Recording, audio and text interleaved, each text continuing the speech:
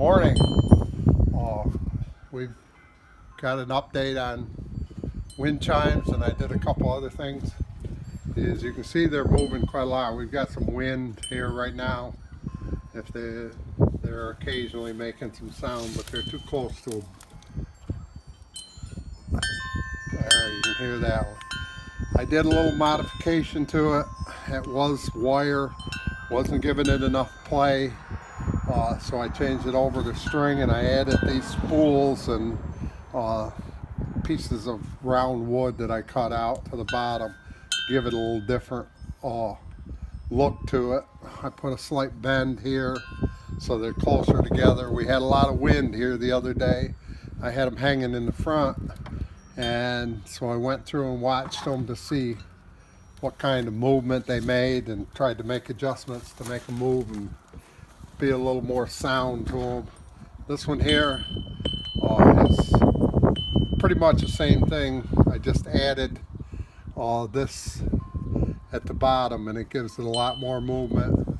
I like the ding sound that comes out of this one every once in a while. These particular items, I kept playing with different items and have the good little dinging sound to them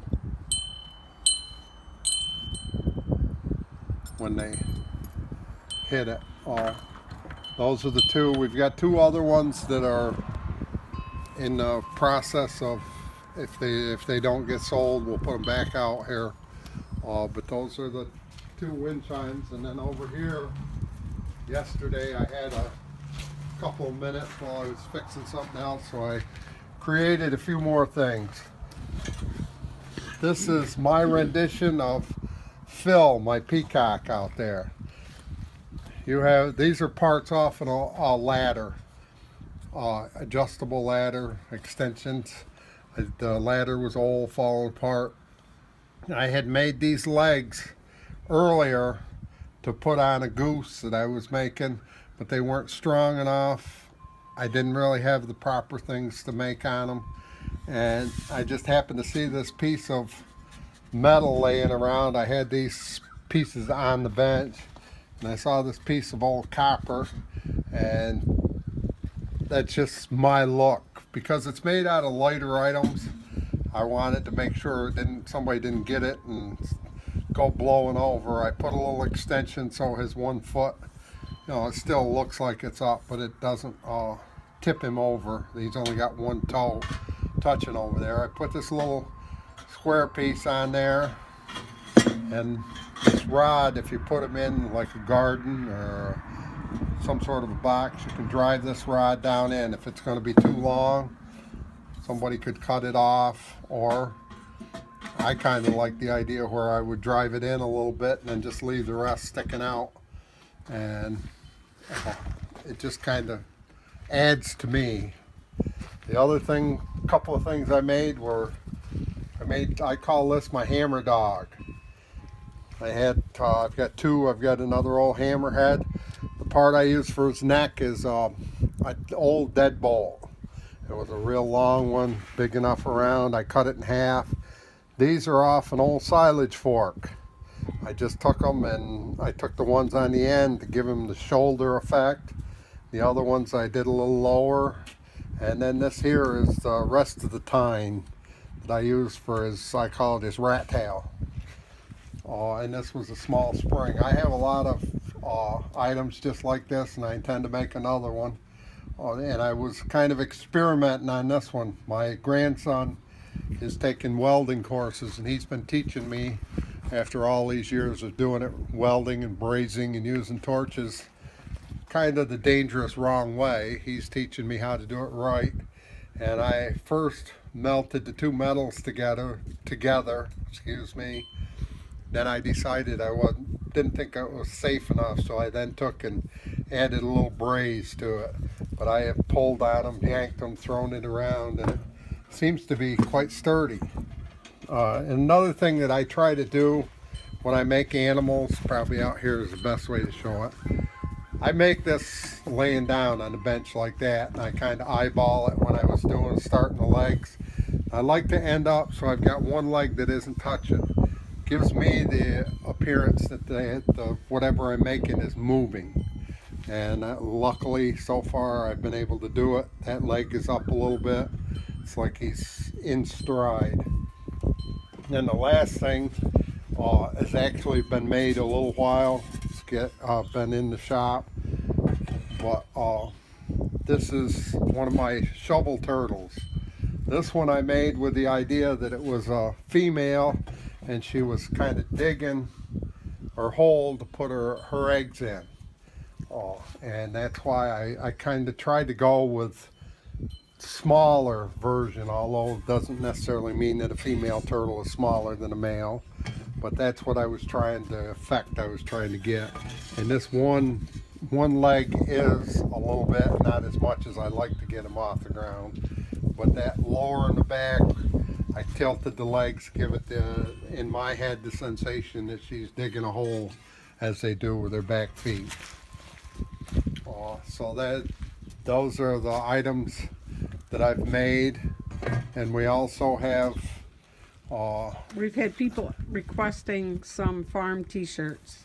So we have, this is what would be on the back. This is the older style, but now the front would be more like the lettering. These letterings the letters be are the same style as these. We're going to have that would be the back of the shirt, this right here, and this would be on the front left, like the pocket area, if it was a pocket t-shirt.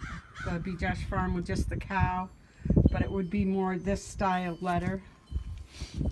And we're asking shipping included, $25 for these. The wind chimes, the two I have left out there, are still at $75, $55 for the wind chime, and it takes about $20 to get it shipped. And I thought on these three items I'd keep them all the same price. I'd ask $50 for each one, and it would cost about $20 on them, so they would be $70 for my rendition of Phil, the turtle laying eggs, and my hammer dog with the rat tail.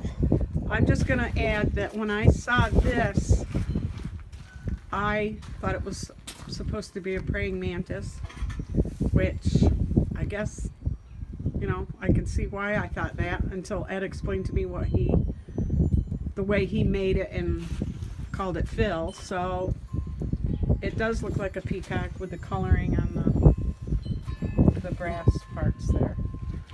So What I try to do when I make something is I don't like to change the form of whatever the piece is I'm using. So this gave me the indication of the little tuft they have on the top of their heads because it was above. But I don't like to take and say turn around and bend it or manipulate. I like to get a piece that I can, like I had to cut these legs off or this part of a tongue, but I didn't bend it. That's the way the outside ones are. This is the way the other ones are. So I try, it's original material, and I may braze them together in different ways or weld them, but I try not to change the original piece itself. I try to put it together to the point where hopefully people can see what I'm trying to bring across without molding it or taking away from its normal regular structure. And on the shirts, we'd like to go with just two colors for now. This color blue, I can't remember what the name of it is, but it's almost like a royal blue, I believe, or heather, blue heather or something. And then what do you think about that green that we had for the 4-H shirts? That's fine. It was like a darker green with the white lettering on it. Looked really nice. We had gotten them years ago for the 4-H kids with the 4-H logo on them, but then we got some for our farm name too. So again, it would be this blue and like a forest green with white letters. Any questions, you can email us at bejoshfarm@gmail.com or go through our blog. Anything else? I think that's it. Everybody have a good day. Talk to you soon, everybody.